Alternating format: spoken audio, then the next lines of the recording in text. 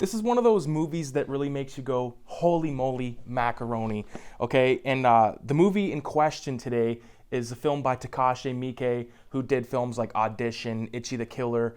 I don't believe I've seen Audition. I've definitely seen Itchy the Killer. I'm probably due to rewatch that, but that was a lot of fun. I believe that was also based on a comic book overseas, so I think that would probably even be cool to check out. Like, I love anything to do with really Yakuza, as long as it's not happening to me, you know what I mean? But anyways, the film in question, Dead or Alive, okay? And Dead or Alive is part of a trilogy, which I got here from The Beat Goes On. So support your local businesses, especially in this time of need. You'll find shit like this. Like, this was $40. I bought this probably like a year ago, but all three films in a nice box set put out by Kino. Of course, Kino is well known for putting out high quality releases of all sorts of different types of films, everything from like Nosferatu up to movies like this. So on the side of the box set here, it says, Takashi Miike is the Japanese Tarantino, only much faster.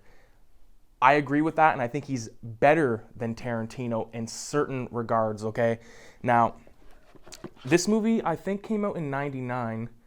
Pretty positive. Yes, 1999, and like I said, it's directed by Takashi Miike, and it stars a couple of dudes that really did their thing.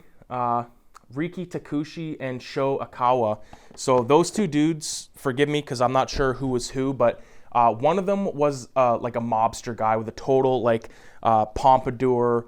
I think I've mentioned John Travolta in my last video, but he's got like a John Travolta in Saturday Night Live type haircut. And then we got another dude who is sort of like your Danny Lee character from The Killer with John Woo. Like, this is basically like, I would call it like a low budget exploitation version of a John Woo film, but way more dirty and filthy and greasy, because there's scenes in this movie that really took me, I had to like kind of look for a second and be like, wow, am I seeing this right? And I even wrote down a bunch of notes throughout the film. Like, the movie's like just shy of 2 hours, and it probably took 3 hours to watch it, just because I had to keep pausing it and being like, holy shit, man, and like rewinding it, because there's certain scenes that I was just gobsmacked by. But anyways, Dead or Alive, 1999. That's how I opened my notes here. But it starts off, and this in no way is like a full-on review of the film. I would say watch it.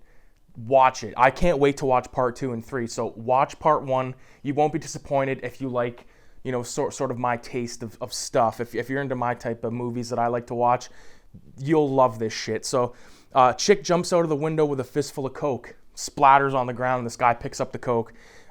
This one dude does like a 20-foot line of coke, okay? There's a guy, this is how I wrote it, guy's in the shitter banging a dude in the ass until another man comes in and sticks a switchblade in his neck. Blood sprays in true samurai fashion. And it's exactly what happens. It's nuts. This movie is so filthy and disgusting and full of excrement at times. Like, my God. A dude is stuffing his face with noodles, many plates of noodles. Two dudes bust in and smoke the entire restaurant, meaning shoot them, including tossing a grenade. The final shotgun blast, the noodle eater guy, has his gut full of noodles spraying out into the camera, like towards the camera. This is all in the first 5 minutes of the film. Like everything from the chick jumping out of the window to the noodle thing, that is in the first 5 minutes of the movie. And that's not even everything that happens. There's so much madness happening, so many quick edits, so many, like, even like the tune that they got playing is pretty badass. I really like that. There's a really good scene. And this is like such like a small, it's like, dude, you're talking about that out of this movie? Like, there's a scene where these dudes play Russian roulette, and I thought it was so badass and cool, because the one guy was like insulted, and he's like, fuck that, and like, it's twisted. At one point, this is so fucking gross, there's this little kid pool, like a little like kiddie pool, wading pool thing, and it's full of shit and like piss, and there's this girl laying in it, and there's this guy that has like a stick with like a cup on the end of it, and he's like basting her with the shit, and then he gets up and he like drowns her in her own shit. It's messed up. And the last note that I took was, there's a guy that deep fries his hand. So there's a scene where there's this shootout happening. This guy's in the like the kitchen of this restaurant, and he's like, I don't think he's wittingly doing this, but like he dips his hand in egg, and then he dips his hand in breadcrumbs, and then he dips it, and then he like sticks his hand in the deep fryer, and you're like, and then he looks at it and he's like, ah, it's so messed up and weird, man. Like, I will say this, when I was a kid, there was a slew of these like sort of Japanese TV shows that were like kind of game shows, and they were always really fucking weird.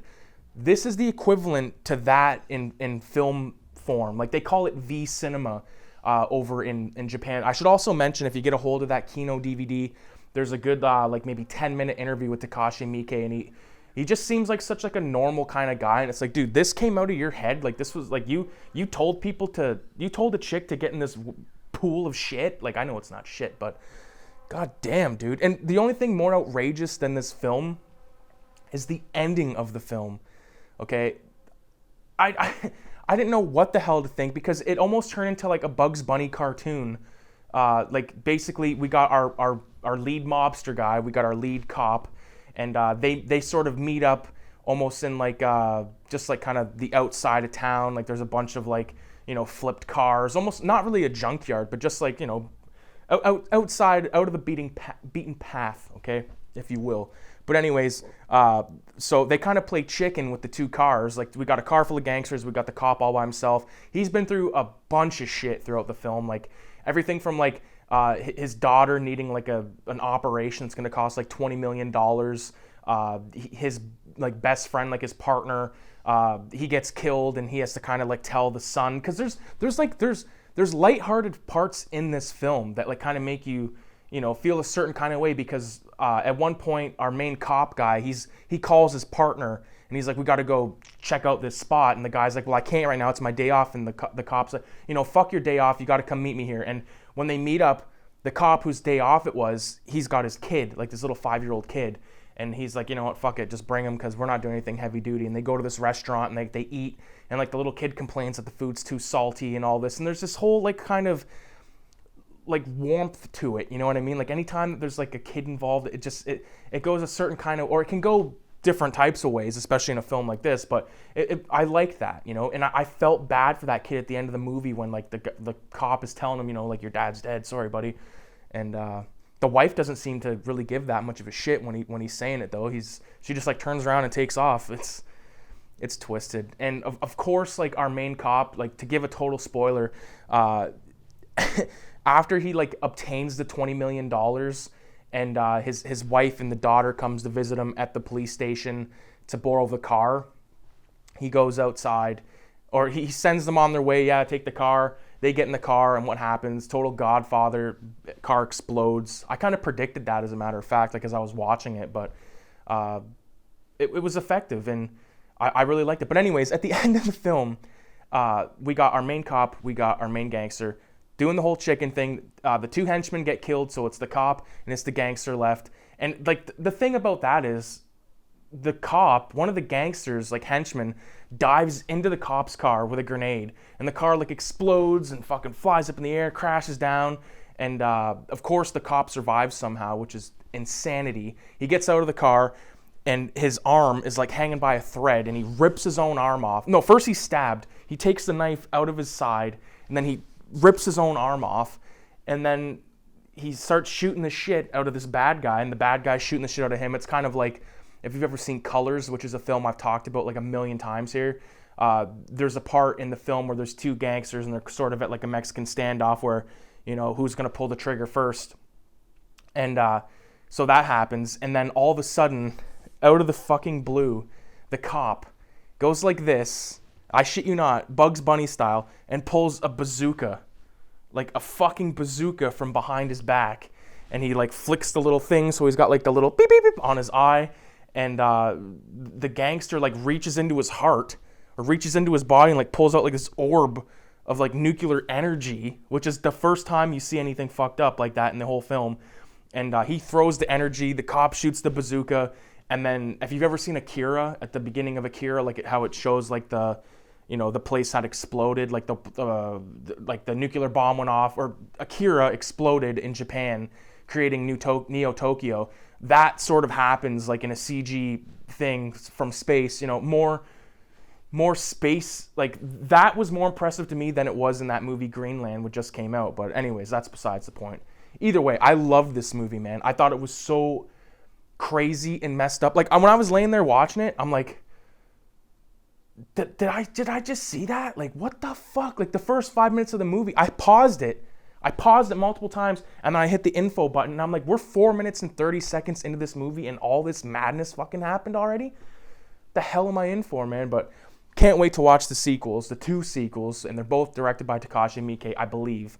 Go ahead and get that box set. Get the Blu-ray. There's probably Blu-rays of these films. If you love John Woo, you will love these movies. If you love Tarantino, you'll love the movies. Kind of cross like John Woo with Tarantino mixed with like a sleazy Japanese exploitation flick. That's all I can say. So anyways, thanks for watching, and adios.